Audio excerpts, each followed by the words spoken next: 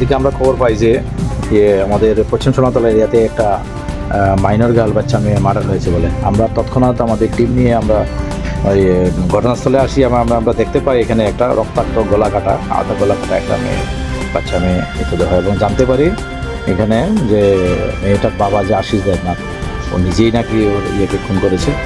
আবার আমরা সঙ্গে সঙ্গে আমাদের সিনিয়র অথরিটিকে জানাই এবং পাশাপাশি আমরা ঘটনাস্থলে মোবাইল ফরেন্সিক টিমকে আমরা অনুরোধ করি আসার জন্য। মোবাইল ফরেন্সিক রাত্রিবেলায় এসেছে এবং আমরা সাথে চারিদিকে আমরা 2-3 টিম তৈরি করে দিয়ে আমরা কালকে রাত্রের ভিতরে প্রায় 1টা নাগাদ আমরা গভীর জঙ্গল থেকে আমাদের বিশেষ করে তার বাড়ি পেরিয়ে পিছনে জঙ্গল থেকে আমরা একে উদ্ধার করি। বিশেষ করে যেই ঘটনায় যে মেইন যুক্ত তাকে আমরা ধরতে পেরেছি, আশিস দেবনাথ তার নাম।